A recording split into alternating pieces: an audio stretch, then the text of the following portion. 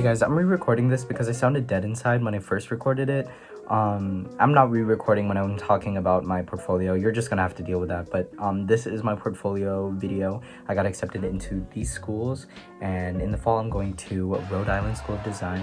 Go Scroties. I've been meaning to make this for a while because I would see other videos, other accepted RISD portfolios, and now I'm in that spot. In the video I will go through my RISD portfolio, the portfolio itself, and then the RISD assignment, and then I'll go and show a few pieces from my other portfolios that didn't overlap. For the most part, you'll see pieces that I used throughout all of my portfolios. I'm trying to think of my stats. Unweighted, I have a 3.85 GPA. That's because of AP Calc. Weighted though, I think it's 4.2, and I didn't take the SAT. I submitted my ACT scores for, I think, all of them. I got a 30. So yeah, cut away to the video. So right now I'm pulling up the pieces and I'm on the slide room right now. So I'm gonna put the pieces right here as I talk about them. So the first piece that I have is my yellow crayon. It's an acrylic paint, ink, and oil pastel piece. It's 24 by 18 inches. I made this my junior year, and this piece is about how growing up, I became very aware of my own race through my art, and the fact that other kids would use the peach colored crayons for drawing themselves and their families, and I felt need to use the yellow and brown crayons to represent my skin tone. I like how I use the greens and the yellows and the reds in the skin tone. I wish that I made it more clear that I was on like a sleeping mat. These mark makings, like these like circles and stuff, was inspired by Pasita Abad, this Filipino artist, but I don't think it read that well, but I think it adds interest to the artwork. I tried to use scale in the regard like using all these like peach crayons surrounding, and then the one like yellow crayon to emphasize that idea of difference, and then the little me is supposed to represent my art and the fact that I would use the yellow crayon when I was a little kid. So my next piece, called Picking Fun, I did this my senior year. This is Picking Fun, and this is more focused on the process. I applied everything with my hands, hence sort of the first part of the name. Depicted not very clearly is two hands digging into this mango on a plate, and I used my fingers to apply the paint, and I used like a paintbrush to create like I forget the tip of the handle. And this piece is about myself again in elementary school, a time where I wanted to fit in with the predominantly white population, and I thought that in order to fit in I had to make myself as lesser and pick fun at myself, so hence the piece. But yeah, that's it for this piece. This was to show that I was willing to experiment with how I applied materials. So next, this piece is called Finding Freedom in Self-Expression. I spelt it wrong on the submission, and they still accepted me, thank God. I was tired when I was writing all of this down. So this was made with ink, paint marker, watercolor, and collage paper. The collage paper is actually from a script from my middle school play that I did. So I kind of used that to, I guess, cement that this was about middle school, even though it's not like super visible. And this was a reflection on an event that happened during middle school where the teachers yelled at fellow students for not following like the dress code.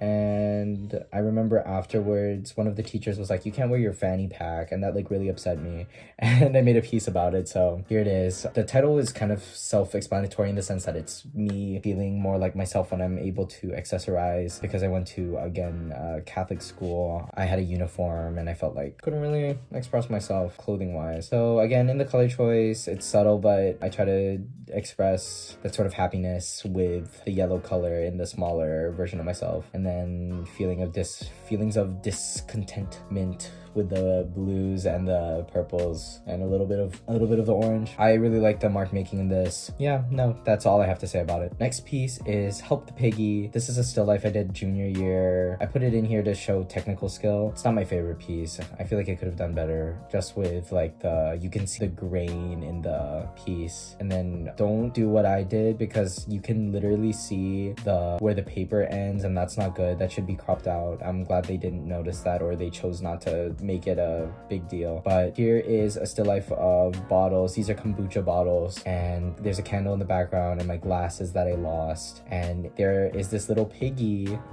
in between the nail clippers, and I wrote about it being like an unintentional landscape as I placed the piggy into the still life. There's not a lot to say about this one. I like the colors that I use. This was the first time I really tried drawing glass. Definitely not going to be the last time because I definitely need to get better at it. There's Help the Piggy. So here is my next piece. It's called Melting Apples in Balikbayan boxes. I used several boxes to construct this composition. It originally started off with 3, but my art teacher said that in order for it to feel more grounded, I needed to add 2 more at the bottom. So that's what I did.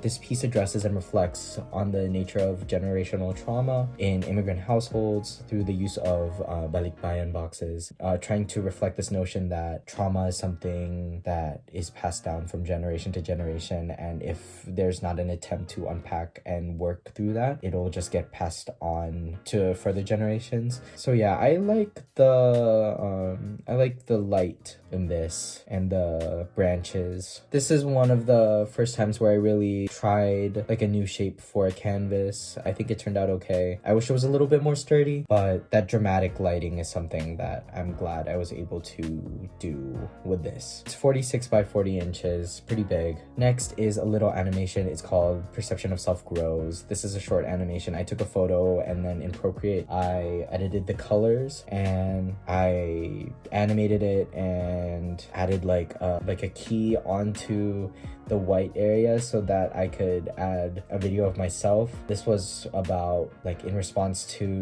my participation on social media during high school, especially.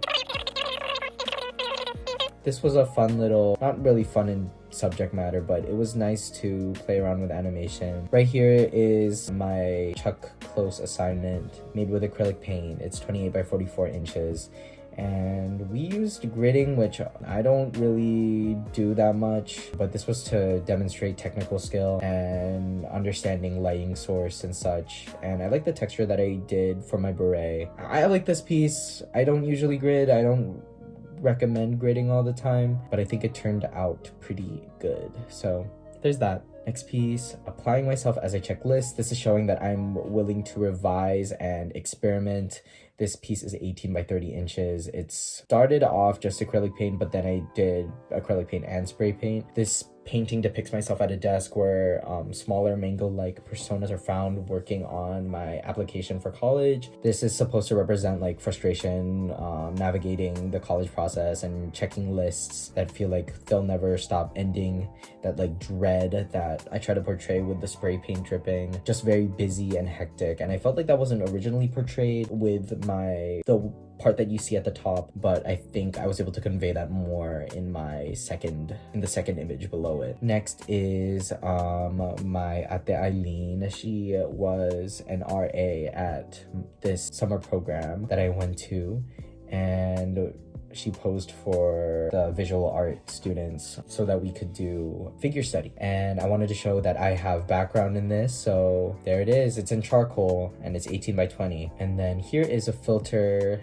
2 filters that I made through Procreate called Kultura, Masskara. These are, one's an apple and one's a mango. Often in my work, I use apples and mangoes to represent a dichotomy between American and Filipino culture.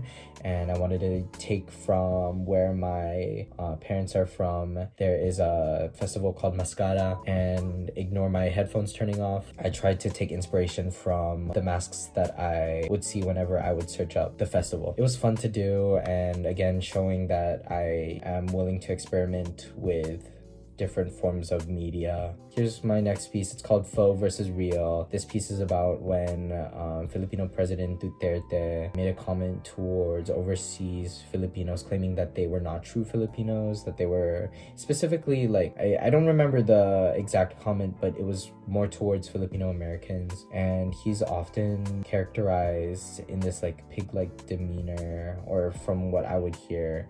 And this is like a question to Duterte: if you're a true Filipino, then what am I? Hence the porcelain pig in the mirror. So there's that, and then the stop sign. This is very like editorial cartoon feeling. Like how the pig looks. I like how my face turned out. I'm not super proud with the hand. Piece 12 is Fidgeting in Bed.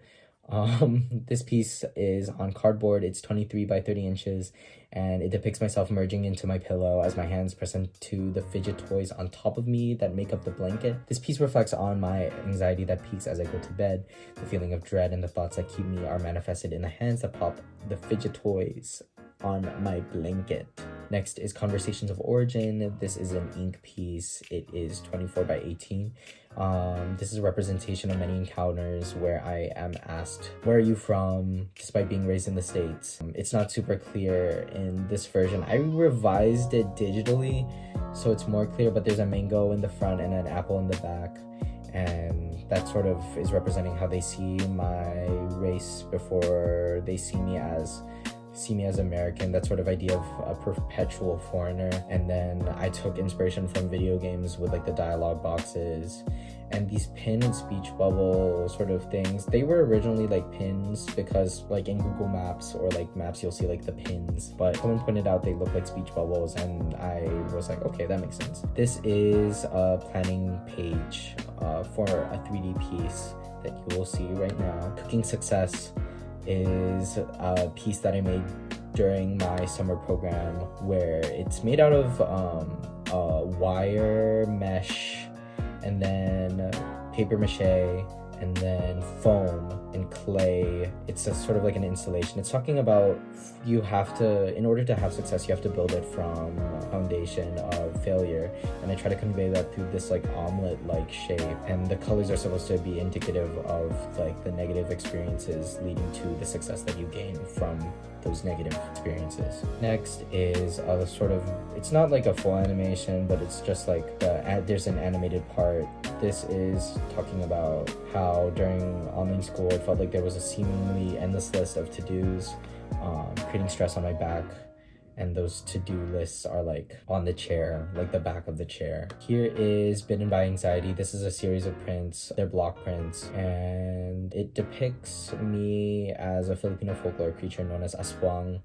It's most comparable to like a vampire or a zombie.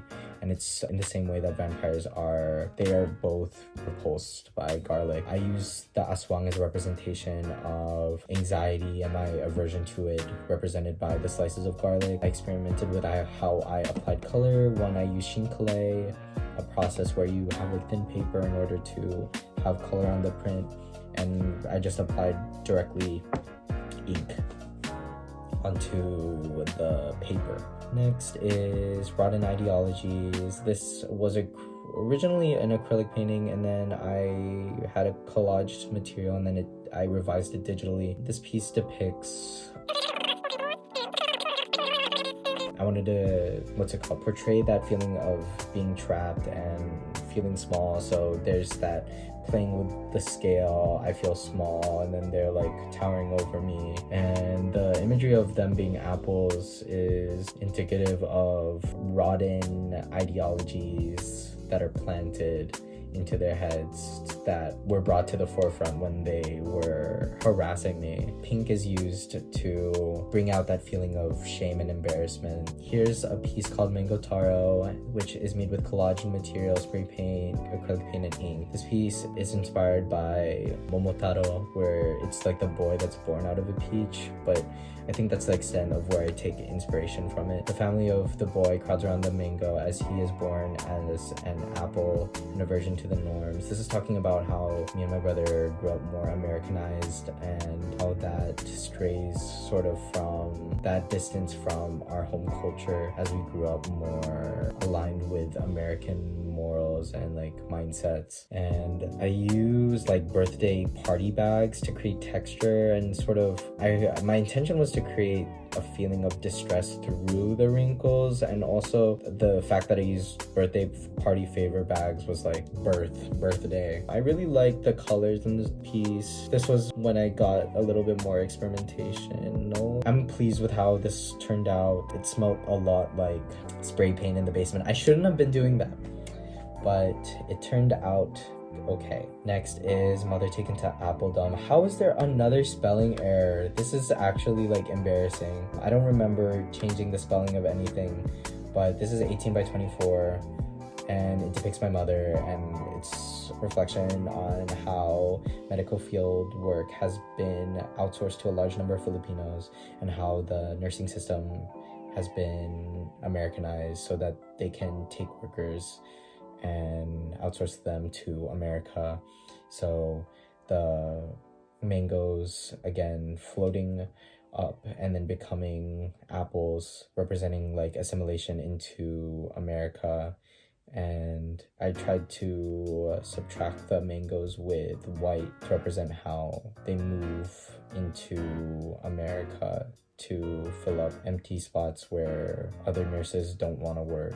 But yeah, thanks mom for being the subject for this. This one is the last piece from my RISD portfolio. It's called Hello, My Name Is, and it's in ink. I used stickers and colored pencil, and this is a reflection on how others perceive and pronounce my name, as well as a reflection of my struggle of identifying the right way to say my own name, because my family will call it one way and then friends will call it another, and I will even say it my own way. On my face, I try to convey sort of a confusion. I wish I could go back and edit it, but for junior year it looks okay. And in the background, I took Balikbayan, like the ancient Filipino script, and I abstracted it to enhance that feeling of confusion. And then the hello, my name is stickers are added for obvious reasons, and then the ... representing the hesitation. So yeah, that's it for the portfolio part. So we can get into the RISD assignment.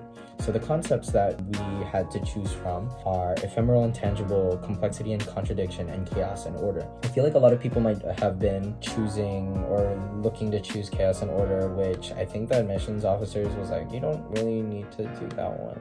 And I was like, okay, I'll do the first one, which was ephemeral and tangible. Here's the planning. I do a lot of mind maps to get my ideas out on paper, but my final piece turned it out looking like this. I called it Spilled Memories, Fading Stories.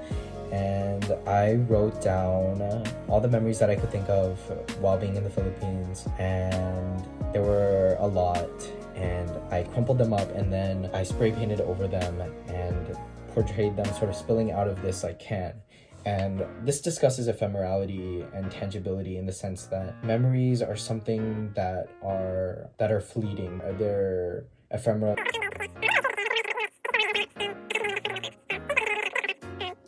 But yeah, I use like a mango color scheme. This was the first time I ever did something this large scale and more on the like installation side. So yeah, that's my RISD portfolio. I'm gonna see if I can find other pieces that I used. This is my MICA portfolio. As you can see, there's some pieces that overlap with my RISD portfolio and pieces that do not, such as this one and this one and this one. If it'll load, I'll just zoom in, and this one, and also this one. So yeah, and that one. It's just that I'm not giving the best advice at the moment, but I believe that the videos that RISD did regarding portfolio tips is a valuable resource that you all should use if you're watching this and considering applying. And I'm sure that a lot of other art schools have their own portfolio tips videos. I know that MICA does, and you all should watch those too.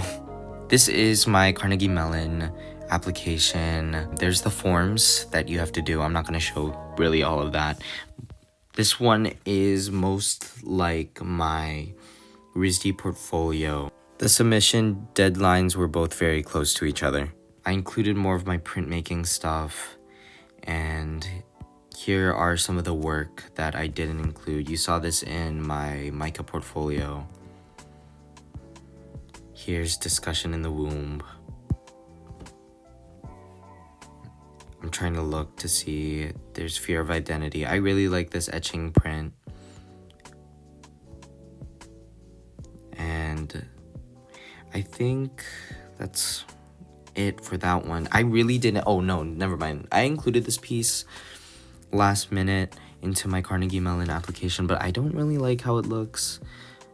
They seem to be okay with it, so there's that. Hey guys, this will be my section for miscellaneous tips. As I mentioned prior, please watch those portfolio tip videos that your prospective schools provide, as they are actually pretty helpful and are tailored to the school. One tip that I would give to you all is have a document that has all of your information about your pieces, what materials you used, what your piece is about, what your sizes are on your pieces, because there is no streamlined way of having your portfolio submitted to every school, and you will have to upload your pieces one by one, and it feels so painful to do that. And having that document will really help you out, and having your works all in one place so that it's easier to upload and gather. So most of the schools will use SlideRoom for uploading your artwork, but some will have it through their website. I can think of a few schools like Columbia College Chicago and University of Cincinnati. So there's that tip. Have all your written stuff in one document. And I think that playing around with narrative and process is important. Make sure that you have your own voice, and there's no one easy answer for that. I don't know, I'm not an expert on this, but those are my tips for portfolios. And I'm gonna be honest, watching those videos, even though they were very scary, they were helpful. They were very helpful.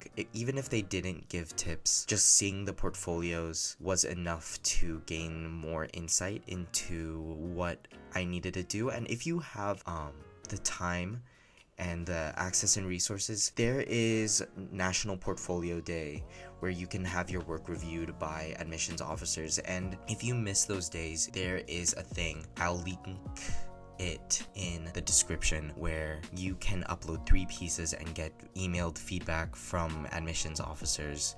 I think the max that you can submit is 3 pieces, so that's why I would recommend actually having a portfolio review if you're able to, but that is a good alternative if you ultimately can't meet those times. And I'm lucky enough to attend a school where they have portfolio days built in.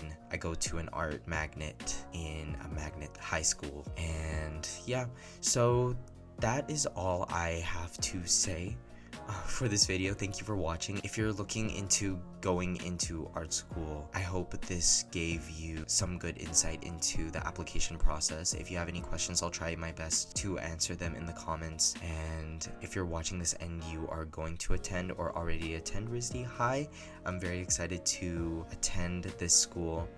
I never thought that I would be able to get in and also attend. I am hopefully going to upload more vlog content, considering that I have a huge backlog of material that I haven't edited at all.